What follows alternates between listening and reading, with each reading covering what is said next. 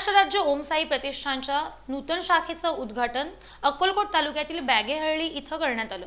महाराष्ट्र राज्य ओमसाई प्रतिष्ठान या संस्थेची स्थापना संस्थापक अध्यक्ष शिवराज गायकवाड यांनी केली।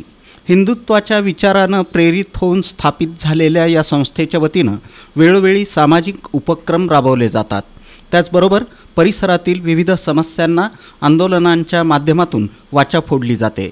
अक्कलकोट तालुक्यातील बॅगेहळ्ळी येथील ग्रामस्थांच्या मागणीनुसार महाराष्ट्र राज्य ओमसाई प्रतिष्ठानच्या नूतन शाखेचं उद्घाटन संस्थापक अध्यक्ष शिवराज गायकवाड यांच्या हस्ते थाटात करण्यात आलं।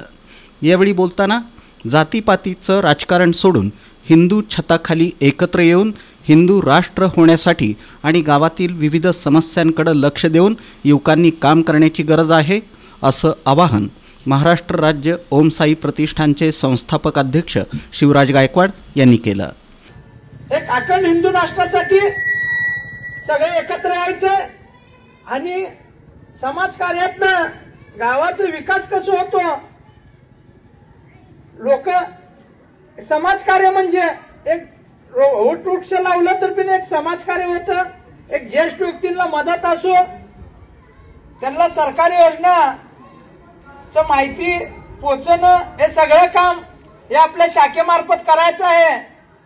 शाखा हा फक्त फोटोसाठी नसून मर्यादा काम करण्यासाठी आहे। फोटो पद या गोष्टी साठी हे शाखा नाही, प्रत्येक व्यक्तीचं एक समस्या जाणून घेऊन त्या व्यक्तीला समाधान काम करून त्यांना समाधान करण्यासाठी एक शाखेचं एक मुख्य उद्दिष्ट आहे।